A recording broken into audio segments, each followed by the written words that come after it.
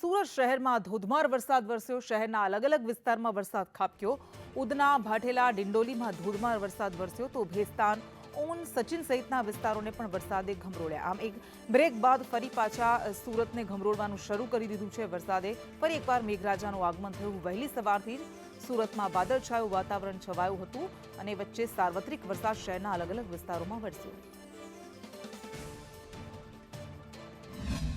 સુરતમાં સતત બીજા દિવસે સાર્વત્રિક વરસાદ વરસી રહ્યો છે। સુરતના અલગ અલગ વિસ્તારોમાં વહેલી સવારથી જે રીતે વાદળછાયું વાતાવરણ હતું ત્યારે વાદળછાયું વાતાવરણ વચ્ચે હવે સુરતના અનેકો વિસ્તારોમાં ધોધમાર વરસાદ વરસી રહ્યો છે। સીધા દ્રશ્યો જોઈ શકો છો। સુરતના ભાટેના, ઉધના, ભેસ્તાન, લિંબાયત, ગોડાદરા, ડિંડોલી અનેકો વિસ્તારોમાં ધોધમાર વરસાદ વરસી રહ્યો છે।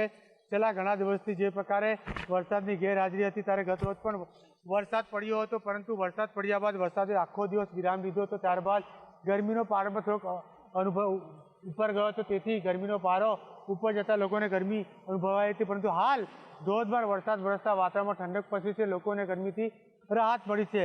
કહી શકાય છે કે હવામાન વિભાગ દ્વારા આગામી 27 જુલાઈ સુધી સુરત સહિત દક્ષિણ ગુજરાતમાં ધોધમાર વરસાદ પડશે તેવી આગાહી કરી છે। તે જ પ્રમાણે સમગ્ર સુરત શહેરમાં ધોધમાર વરસાદ વરસી રહ્યો છે। કેમેરામેન ભૂષણ ચૌધરી સાથે જયેન્દ્ર પાંડે, સંદેશ ન્યૂઝ, સુરત।